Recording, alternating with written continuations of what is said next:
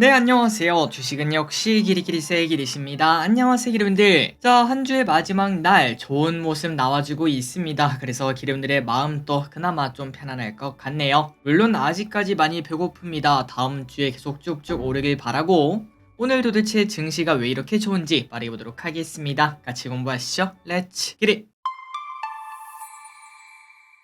첫 번째입니다. 반도체 이야기 안 할 수가 없겠죠. TSMC가 구하러 왔다고. 자, 일단 먼저 들어가기 앞서 오늘 한 분이 댓글에 이렇게 남겨주셨습니다. 야, 이 채널은 맨날 반도체 이야기밖에 안 하네.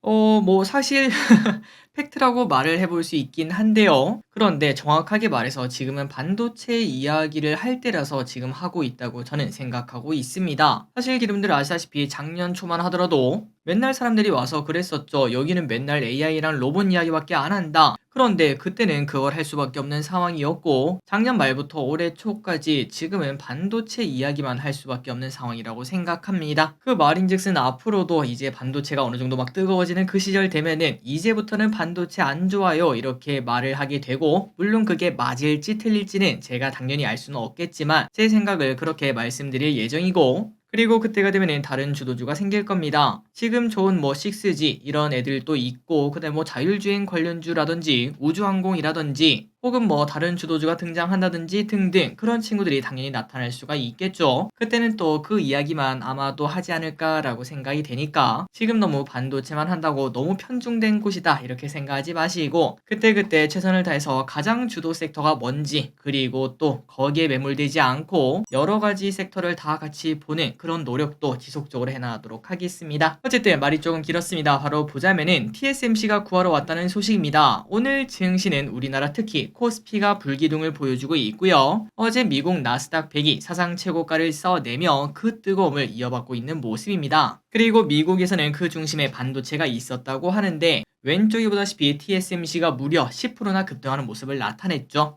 그렇다면 왜 이렇게 올랐나 봤더니 일단 실적 공개가 되었는데 서프라이즈가 나왔으며 올해 매출, 이게 중요합니다. 올해 매출이 작년보다 20% 정도 성장할 것, 이렇게 낙관적인 뷰를 꺼내며 야, 이건 진짜 반도체 시간인가 보다 라고 시장이 반응했다고 합니다.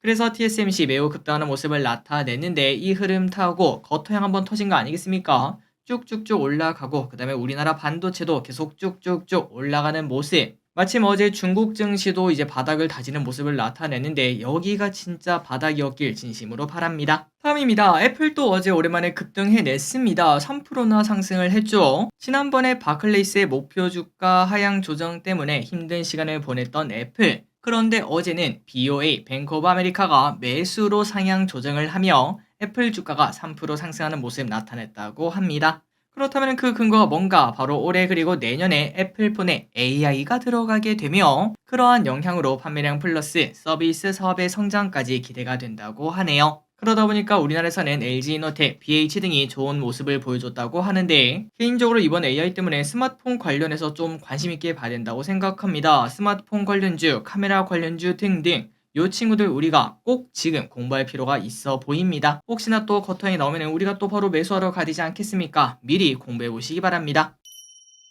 다음입니다. 온디바이스 AI 기대감은 계속. 자, 이건 좀 신기했습니다. 온디바이스 AI를 앞으로 갤럭시 24부터 볼 줄 알았는데 갤럭시 S23 있죠? 그 친구도 탑재가 된다고 합니다. 아마도 업데이트를 통해서 진행하는 것 같아요. 그리고 Z 플립 5, 폴드 5, 탭 S9 등에도 탑재가 된다고 하니까 혹시나 이 기종을 쓰고 있다면 개인적으로 좀 부럽습니다. 저는 Z 플립 4거든요. 어쨌든 이제 이러한 소식도 있고, 그리고 아이폰도 올해부터 AI가 탑재가 된다고 하니까 이 섹터는 여전히 살아있다라고 말을 해볼 수 있습니다. 이런 부분 때문에 제주반도체는 왼쪽의 차트를 보시면 아주 기가 막히죠. 단 한 번도 조정을 주지 않고 계속 급등해 어느덧 바닥부터 500% 정도 상승하는 모습 나타내고 있습니다. 자, 이런 것 때문에 작년부터 계속 말할 수밖에 없었죠. 온디바이스 AI 지속적으로 말씀드리고 있고, 아마 2월쯤에는 템베거의 탄생이 나타날 수도 있다, 이런 예측까지도 가능할 것 같은데, 하지만 많이 오른 건 사실이다 보니까 조정도 당연히 올 수 있기 때문에 조금 쉬어갈지 아니면 계속 달릴지 우리가 또 한번 고민을 해봐야 될 것 같습니다. 다음입니다. 전력 수요. 반도체 AI 때문에 원전이 필요하다. 갈수록 전력은 많이 필요할 수밖에 없습니다. 그리고 앞으로 건설 중인 용인 반도체 단지, 그 그거를 가동하려면 무려 원전 7개 분량의 전력이 필요하다고 하는데요. 자, 이러한 이야기는 우리뿐만이 아닐 것 같습니다. 전 세계적으로 반도체 AI에서 뒤처지지 않으려고 큰 투자를 하고 있는데 여기에는 필수적으로 전력이 따라갈 수밖에 없다고 합니다. 그래서 이미 옆나라 중국은 지금 짓는 원전이 26개, 앞으로 지으려고 확정 내린 게 무려 42개나 된다고 하니까 엄청난 원전이 옆에 지어지는 걸 볼 수 있죠. 게다가 중국뿐만 아닙니다. 유럽 각국도 원전을 짓겠다고 하며 우리나라도 결국 원전 이야기가 안 나올 수가 없는데 개인적으로 이게 좀 중요할 것 같습니다. 조만간 11차 정기본이 발표되는데 여기서 원전 이야기가 나올지 그리고 원전 관련주가 거기에 따라서 겉토양 한번 터뜨려 줄지 우리가 관심 있게 보고 반도체 다음은 원전일지도 한번 봐야 될 것 같습니다. 팜입니다. 그런데 이야기를 안 할 수가 없습니다. 오늘 우리나라 전부 다 증시가 좋은 와중에 2차 전지 혼자 그 인버스적 성격을 가진 친구들이랑 같이 빠지는 모습을 나타내는데요. 그런데 우리가 알고 있습니다. 인버스적 성격을 가진 애들은 우리가 이미 공부했다시피 최근 들어 많이 올랐기 때문에 당연하게도 증시가 좋으면 빠질 수밖에 없는데 하지만 2차전지는 그 전에도 빠지다가 이번에도 빠지는 모습을 나타내고 있습니다. 그 이유가 뭔지 보도록 할게요. 자, 바로 테슬라 때문에 그렇다고 합니다. 어제 테슬라는 미국장이 뜨거운 와중에 테슬라는 혼자 2%나 하락하는 모습을 나타냈습니다. 남들 다 오르는데 혼자 빠지는 모습을 보여주니까 우리나라 2차전지도 버틸 수가 없다는 거겠죠. 그나저나 하락한 이유가 뭔가 봤더니 큰 이유는 딱히 없었다고 합니다. 그냥 2차전지, 그 다음에 친환경차 이쪽의 분위기가 조금 나쁜 게 계속 이어지고 있고 또한 경영권 분쟁 이야기가 나왔다고 하는데 이게 뭔 소리인지 보도록 할게요. 자, 이러한 이야기가 나온 이유는 바로 머스크가 얼마 전 과거 트위터였죠. X 여기에서 나한테 의결권을 더 달라 안 그러면은 AI를 테슬라 밖에서 만들겠다. 야, 꼬장 또 이런 꼬장이 어딨나 라는 생각이 듭니다. 참고로 머스크는 지가 지 복을 발로 찼다라고도 말을 할 수 있는데요.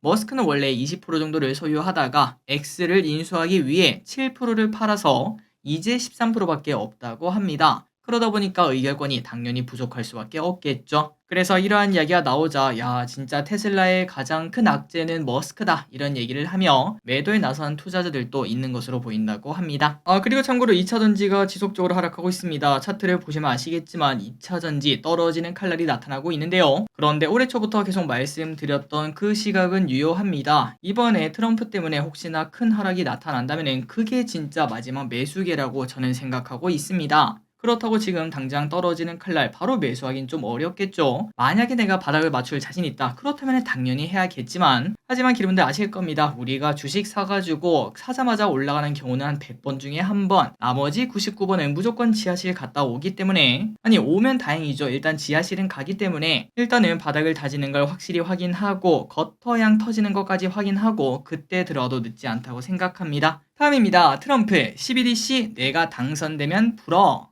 자, 트럼프가 하나의 이야기를 꺼냈습니다. 그건 바로 자기가 당선되면은 디지털 통화 CBDC를 허용하지 않겠다 이렇게 말을 했는데요. 참고로 CBDC는 블록체인 기술을 바탕으로 중앙은행이 발행하고 규제하는 디지털 통화입니다. 사실상 코인이랑 똑같다라고 볼 수 있겠지만 그런데 중앙은행, 정부 쪽에서 컨트롤하다 보니까 신뢰도가 매우 높고 가격 변동이 크지 않다는 거 이러한 장점이라고 될지 모르겠지만 그런 장점이 있다고 합니다. 그리고 이 CBDC는 우리나라 같은 경우는 지금 뜨거운 감자는 전혀 아닌 것 같은데요. 하지만 미국에서는 총기 규제 등 낙태 같은 거 있겠죠. 그런 친구들과 함께 CBDC가 뜨거운 감자라고 합니다. 그런데 트럼프가 나는 여기에 동의 안 한다 이렇게 말을 했다고 하네요. 그리고 트럼프가 이렇게 부정적으로 보는 이유는 이러한 CBDC 그러니까 중앙에서 컨트롤하는 돈 같은 경우에는 우리 자유에 위협이 된다고 말을 했습니다. 그러니까 현금 같은 경우는 솔직히 어디서 어디로 가는지 모르지 않겠습니까? 그런데 CBDC는 어디서 어디로 가는지 전부 다 확인이 가능할 수도 있기 때문에 그런 부분을 걱정한다 이렇게 말을 한다는 거겠죠. 실제로 지금 CBDC를 하고 있는 게 바로 중국으로 알고 있는데 중국 같은 경우에는 앞으로 더 자유가 없어진다 이렇게 해석도 해볼 수 있을 듯 합니다.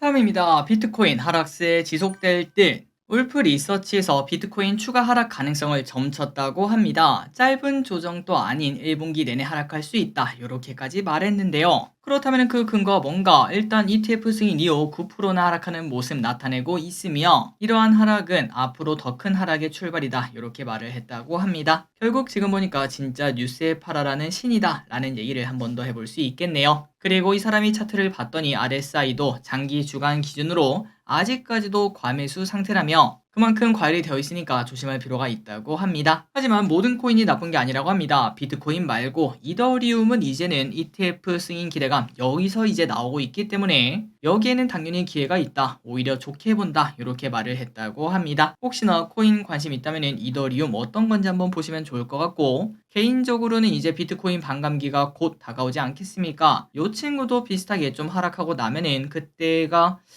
마지막 코인 매수 기회일까라는 생각도 해볼 수 있겠네요. 진짜 저도 밤마다 가끔 고민합니다. 야, 코인을 해야 되나 말아야 되나 이런 생각이 드는데, 개인적으로 이 코인 같은 경우는 장이 24시간 열리지 않겠습니까? 핑계라고도 볼 수 있지만 그 이유 때문에 미국 장도 잘 안 하고 있습니다. 밤에 잠 못 잘까 봐요. 그런데 비트코인은 24시간 열리다 보니까 하루 종일 폰만 보고 있을 것 같아서 아직까지는 건들고 있지 않지만 한번 고민을 해봐야 될 것 같습니다. 다음입니다. PBR 높이겠다. 어제 정부에서는 증시 부양을 위해서 노력하는 모습을 또 보여줬습니다. 금융당국에서 PBR이 낮은 종목의 가치를 높이는 방안을 고심하고 있다고 하는데요. 그게 뭐 고민한다고 해결되는 건 아니겠지만 만약에 해결된다면 코리아 디스카운트 당연히 사라진다고 볼 수 있습니다. 자, 그렇다면 우리나라 기업이 도대체 얼마나 싼지 한번 보도록 하겠습니다. 우리나라 PBR은 0.88배 밖에 안 된다고 합니다. 참고로 PBR이 뭔가 그냥 이렇게 생각하시면 될 것 같아요. A라는 회사가 가지고 있는 땅, 그 다음에 뭐 기계, 그리고 뭐 기술이라든지 등등 그런 것들을 다 그냥 갖다 팝니다. 그러면은 돈이 나오겠죠. 그 돈이랑 지금 현재 시가총액이랑 비교한 비율을 말을 하는데, 만약에 그 돈이랑 시가총액이랑 똑같다. 그렇다면 PBR은 1이 되겠죠. 1대1 비율이니까. 그리고 그 반대로 이거 판 거보다 지금 현재 시가총액이 2배다. 그렇다면 PBR이 2가 되고, 또 그 반대로 지금 이거 판 거보다 시가총액이 반밖에 안 된다. 그렇다면 PBR은 0.5배밖에 안 되는 걸 확인할 수 있습니다. 그리고 보통은 PBR이 1보다 아래로 내려가는 건 좀 이상한 상황이긴 하죠. 맞습니다. 예를 들어 제가 돈만 있다면 그냥 그 회사 다 사가지고 갖다 팔아도 시가총액보다 더 큰 돈을 벌 수 있다는 의미가 될 수 있기 때문에 보통은 PBR이 1보다 낮으면 저평가다 이러한 얘기를 한다는 거 아마도 알고 계실 거라고 생각합니다. 그런데도 불구하고 우리나라 평균 PBR은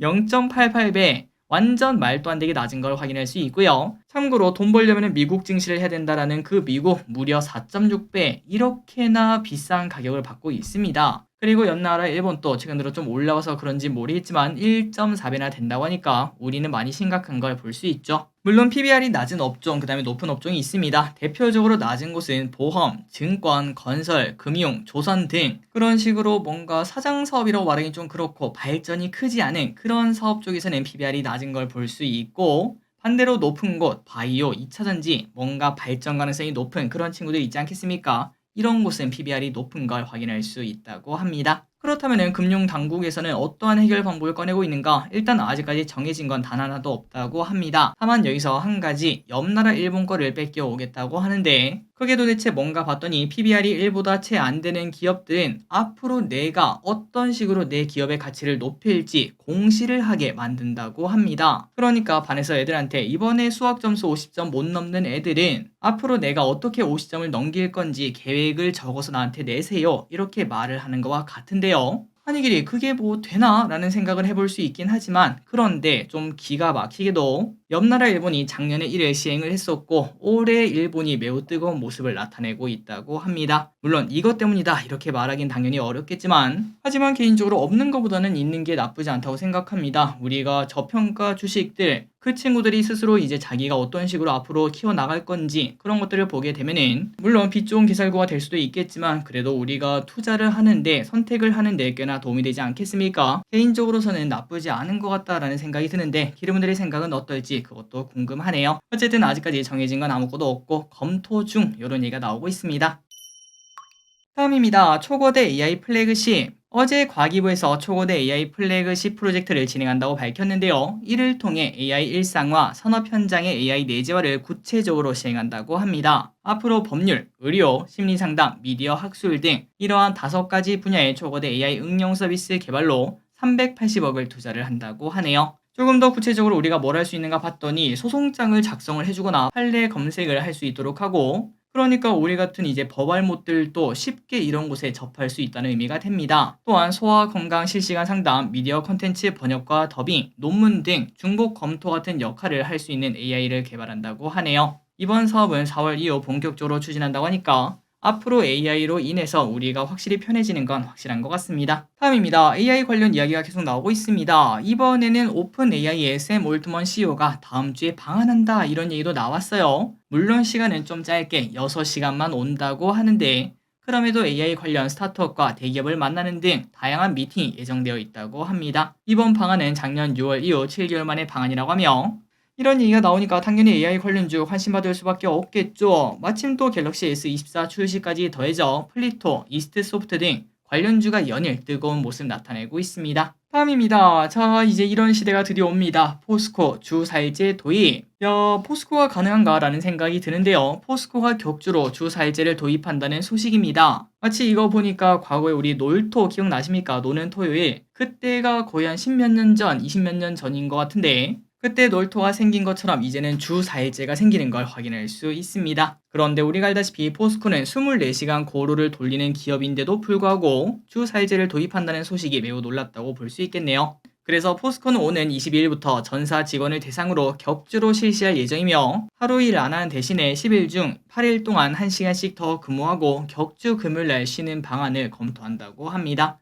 그래서 본사가 이미 도입했기 때문에 계열사들도 아마 바뀔 것으로 보인다고 하며 한편 삼전, SK하이닉스, 카카오게임즈, 토스 등 기업들도 주 4일제나 주 4.5일제를 채택하고 있는 것도 확인할 수 있다고 하네요. 다음입니다. K뱅크 IPO 추진합니다. 인터넷 은행 K뱅크가 IPO 추진을 의결했습니다. 작년에 한번 올려다가 결국은 취소한 적이 있었는데요. 그런데 최근 들어 이 공모주 분위기도 좋고 그 다음에 토스도 뭐 분위기가 좋다 이런 얘기가 나오다 보니까 야 나도 있어 라고 말한 게 아닌가 라고 볼 수 있겠네요. 그래서 K뱅크는 연내 상장 완료를 목표로 이른 시일 내 상장 주관사 선정에 나설 예정이라고 합니다. 한편 이러한 소식에 K뱅크 지분을 가지고 있는 인지소프트는 큰 폭으로 오르는 모습 나타냈고 그 외에도 브리짓텍 관련주들이 상승하는 모습 나타냈습니다. 이 월들처럼 움직일지 우리가 관심있게 봐야겠네요. 다음입니다. 토스 들어는 보셨나요? 평생 무료 환전. 토스뱅크가 외환 서비스 시장에 뛰어들었습니다. 그런데 중요한 건 이거예요. 평생 무료 환전을 앞세워 지각 변동이 일어날 수 있다고 하네요. 그 대상은 달러, 엔, 유로, 파운드 등 주로 사용하는 통화이며